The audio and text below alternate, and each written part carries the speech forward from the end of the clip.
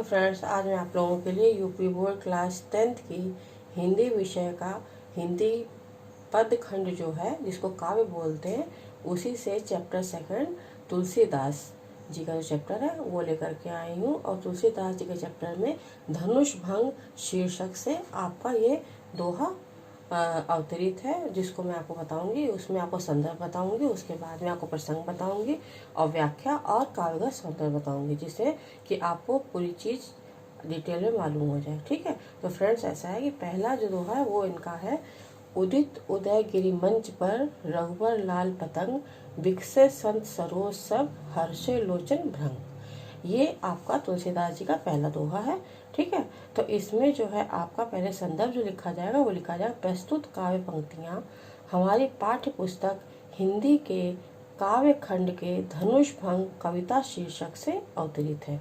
यह अंश हमारी पाठ्य पुस्तक में गोस्वामी तुलसीदास द्वारा रचित श्री रामचरितमानस के बालकांड में संकलित है। ठीक है, आपको इसका जो दोहा है इसका आपको संदर्भ ये लिखना है। इसके बाद आपको लिखना है प्रसंग। प्रसंग में आपको देखिए, संदर्भ में आपको बताना पड़ता है कि ये लाइनें या ये पद या ये रचना किस शीर्षक से है और इसके रचयिता कौन है। आपको प्रसंग में बताना पड़ेगा कि ये पंक्तियाँ किस वक्त की हैं, किस समय की हैं। ठीक है, कि इसमें अगर प्रसंग में आएगा, प्रस्तुत पद में धनुष भंग के लिए बने हुए मंच पर रामचंद्र जी के चढ़ने का वर्णन किया गया है। ठीक है, जिस समय धनुष भंग होने सीता स्वयंवर चल रहा था उस समय की ये पंक्तियां हैं। इसका आपको व्याख्या करनी। व्याख्या में आपको लिखना है, श्री तुलसीदास जी कहते हैं कि जब विश्वामित्र ने शुभ समय जानकर रामचंद्र जी से कहा कि हे राम, संबोधन चिन्ह, उठो, धनुष भंग करो तथा जन संताप को दूर करो।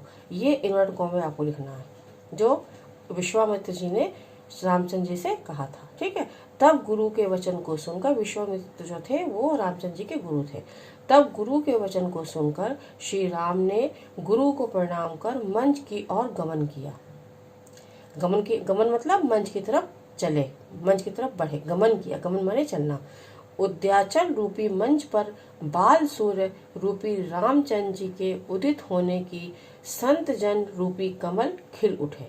मतलब जब रामचंद्र जी जब मंच की तरफ बढ़े उस समय जितने भी वहां पर उपस्थित संत जन थे, ऋषि मुनि थे, वो सब प्रसन्न हो गए तथा भ्रमर रूपी नेत्र प्रसन्न हो गए। तथा भ्रमर रूपी, भ्रमर मेरे नेत्र को, आंखों को भ्रमर का उपमा दी गई है। आश यह है कि श्री राम के मंच पर चढ़ते ही सभा में उपस्थित सभी सज्जन पुरुष अत्यधिक प्रसन्न हो गए। ये आपकी इन दो जो पंक्तियां हैं इनकी व्याख्या है यहाँ पे। ठीक है, इसके बाद आपका आता है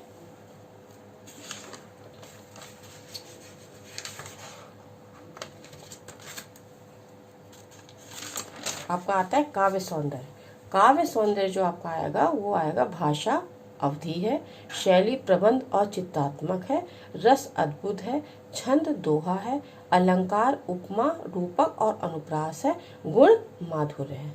तो फ्रेंड्स ऐसा है कि आपका जो पहला तुलसीदास जी का दोहा है उसमें आपका ये यहाँ पे कंप्लीट होता है। ठीक है, इसके बाद जो दूसरा है उनका वो ये भी जो आपकी पंक्तियाँ ये भी उसी समय की हैं जब धनुष भंग होने वाला, क्योंकि ये जितनी पंक्तियाँ सब धनुष भंग शीर्षक से ही ली गई हैं, सीता स्वयंवर से। ठीक है, इसमें आपका सेकंड है, सखी सब कौतुक देख निहारे, जेऊ कहावत ही तू हमारे, को न बुझाई कही गुर पाही, ए बालक असिहट भले नाही, रावण बाण छुआ नहीं चापा, हारे सकल भूप करिदापा, सो धनुराज कुंवर कर देही, बाल मराल के मंदर लेही, भूप सयानप सकल सिरानी, सखी विद गति कछु जाति न जानी, बोली चतुर सखी मृदुबानी, तेजवंत लघु गयुन न रानी, कहा कुंभज कह सिंधु अपारा, सोशो सूजसु सकल संसारा, रवि मंडल देखत लघुलांगा,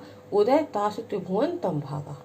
ये आपकी दूसरा आपकी चौपाई है। ठीक है, तो आपको इसका संदर्भ लिखना है। संदर्भ में आपको जो लिखना है वो लिखना है प्रस्तुत अवतरण हमारी पाठ्य पुस्तक के धनुष भंग शीर्षक पाठ से अवतरित है। यह प्रसंग रामचरितमानस के बाल कांड में से संकलित है। इसके रचयिता गोस्वामी तुलसीदास जी हैं। पूर्ण विराम। ये आपका संदर्भ हो जाएगा कि ये पंक्तियां किस समय की हैं, ये पंक्तियां किस शीर्षक से हैं और इसके रचयिता कौन है। ठीक है, इसके बाद आपको लिखना है प्रसंग। प्रसंग में आपको लिखना है प्रस्तुत पद में सीता जी माता का राम के प्रति चिंता तथा उनकी सखी के द्वारा उन्हें समझाए जाने का वर्णन किया गया है। तो इस पद में सीता माता की जो चिंता है रामचंद्र जी के प्रति उसका वर्णन किया गया है और उसके बाद उनकी सखी ने उनको समझाया है, उसके बारे में आपको इसमें बताया जाएगा। ठीक है, तो आप व्याख्या लिखिए। गोस्वामी तुलसीदास जी कहते हैं कि सीता जी की माता ने रामचंद्र जी को प्रेम पूर्वक देखा तथा सभी सखियों को बुलाकर प्रेम के वशीभूत होकर इस प्रकार से वचन कहे, हे सखियों सीता माता। ठीक है, हे सखियों यह सब तमाशा देखने वाले जो हमारे हितैषी कहलाते हैं उनमें से कोई भी गुरु के निकट जाकर समझाते हुए नहीं कहता। गुरु कौन? विश्वामित्र। विश्वामित्र जी के पास जाके कोई नहीं कहता कि ये बालक हैं, ऐसी हट अच्छी नहीं है, मतलब ऐसी जिद अच्छी नहीं है। रावण तथा बानासुर जैसे योद्धा राजा धनुष का स्पर्श तक नहीं कर सके हैं, मतलब वो धनुष जो था उसका स्पर्श ना रावण कर पाया ना बानासुर जैसे बड़े बड़े योद्धा जो वहाँ उपस्थित थे सभा में, वो उसको छू तक नहीं पाए थे। इनके अतिरिक्त अन्य राजा भी अपनी शक्ति का प्रदर्शन करके हार चुके हैं। अब इस धनुष को वे इस राजकुमार के हाथों में दे रहे हैं।